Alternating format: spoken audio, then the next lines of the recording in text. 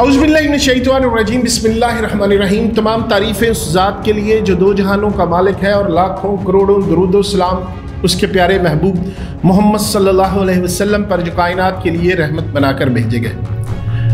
नाज़रीन इकराम, पाकिस्तान में सियासी दंगल रोज़ बरोज़ नित नई सूरत हाल इख्तियार करता जा रहा है। मुल्क की तीन बड़ी सियासी जमातों के दरमियान खींचातानी के इस मैच में गेंद कभी एक जमात की तरफ और कभी दूसरी जमात में के कोर्ट में चली जाती है, तो लगता है कि इस जमात का पलड़ा भारी और कभी यूं महसूस होता है कि दूसरी पार्टी मैच जीत जाएगी। इस वक्त सबसे ज़्यादा मुश्किलात साबिक हुक्मरान जमात तहरीक इंसाफ को दरपेश हैं, जो अपनी बका की जंग लड़ रही है।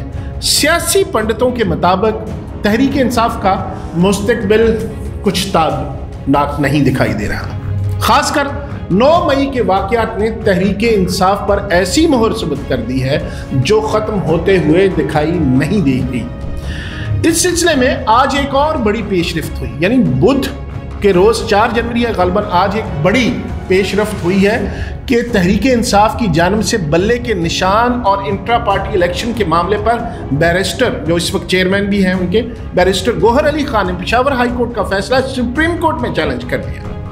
सुप्रीम कोर्ट में दायर दरखास्त में पेशावर हाई कोर्ट का फैसला कल अदम करार देने की इस्तदा की गई है। पीटीआई की जानिब से अपील कल यानी जुमे के रोज़ समाअत के लिए मुकर्रर करने की दरख्वास्त की गई है। तहरीक इंसाफ के इस इक़दाम से सियासी सूरत एक नया रुख इख्तियार कर गई है। ऐसा लग रहा है कि पीटीआई अपने इंतखाबी निशान बल्ले को वापस लेने के लिए कमर कस चुकी है।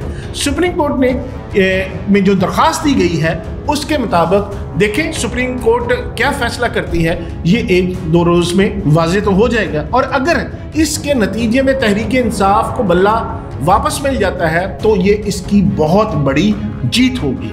इस हवाले से चेयरमैन पाकिस्तान तहरीक इंसाफ बैरिस्टर गोहर अली ने सुप्रीम कोर्ट के बाहर गैर रस्मी गुफ्तगू करते हुए कहा था कि सुप्रीम कोर्ट में चंद एक दरखास्तों पर साइन करने आए हूँ। बल्ले के इंतखाबी निशान के लिए आज दरखास्त जमा करवा रहे हैं। सुप्रीम कोर्ट से दरखास्त है कि हमें सुना जाए। बैरिस्टर गोहर ने कहा कि इलेक्शन कमीशन ने अपनी दरखास्त में लिखा था कि ये एक अहम तरीन मामला है। हमारी भी यही इस्तदा है कि स्क्रूटनी का वक्त ख़त्म हो रहा है, टिकट तकसीम करने हैं, कोशिश है जल्द से जल्द ये केस लगे। अल्लाह करे बल्ले का निशान हमें मिले और हमें सुप्रीम कोर्ट से उम्मीद भी है, ये उनका कहना था। नाज़रीन इकराम, अपने इंतखाबी निशान की बहाली के हवाले से पीटीआई को अदलिया से रिलीफ की तवक्को है। वो क्यों?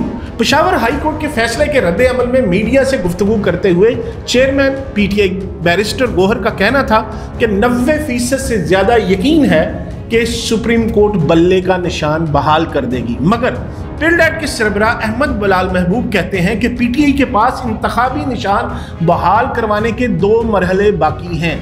हाई कोर्ट का डिवीजन बेंच और सुप्रीम कोर्ट, बिलखसूस सुप्रीम कोर्ट, जिसकी हर केस पर बड़ी गहरी नज़र है। अलबत्ता पीटीआई के इंट्रा पार्टी इलेक्शन में मसाइल हैं। इलेक्शन कमीशन के फैसले की बुनियाद और केस बहुत मजबूत थे।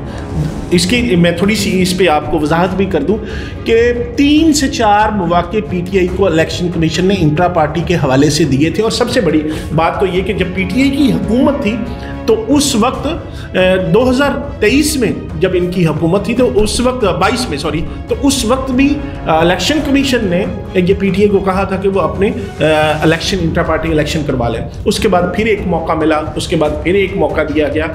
तो ये केस तो उनका बहुत मजबूत है इलेक्शन कमीशन का। दूसरी जानब दिलचस्प सूरत हाल ये है कि आज सुबह लाहौर हाई कोर्ट ने भी तहरीक इंसाफ से बल्ले का निशान वापस लेने के खिलाफ दरख्वास्त नाकाबिल समाअत करार दे दी है।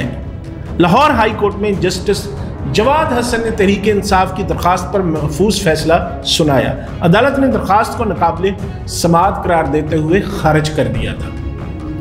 शेर अफजल मरवत, जो तहरीक इंसाफ की तरफ से जारा मजाज बल्लेबाज के तौर पर, ये तेज़ रफ्तार सीधे बल्ले से लगते हैं कि चक्के छक्के मारना चाहते हैं, सामने आते हैं। वो कहते हैं कि इस हुक्म से आइन की बालादस्ती को भी धचका लगा है। हमें तवक्को नहीं थी कि ऐसा फैसला होगा। मैं ज़ाती तौर पर समझता हूँ कि इस आर्डर से जज साहब का ताल्लुक अया हुआ है। जज साहब से हमारी ये तवक्को नहीं थी।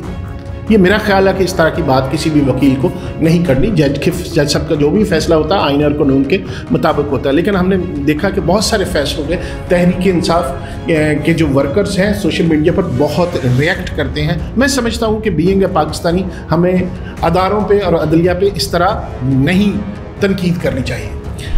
अच्छा, तहरीक इंसाफ अपनी बका की जंग में जारहाना अंदाज इख्तियार पहले भी कर रही थी और अब भी कर, लेकिन इसके पास आखिरी ऑप्शन सिर्फ अदलिया ही है।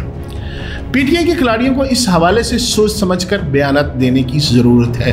अगर अदलिया से टकराव की सूरत इस तरह के बयानात से जारी रही तो कप्तान और कप्तान की जमात के लिए दादरसी मुमकिन होती नज़र नहीं आ रही। तो पीटीआई के वर्कर्स से एक मशवरा है।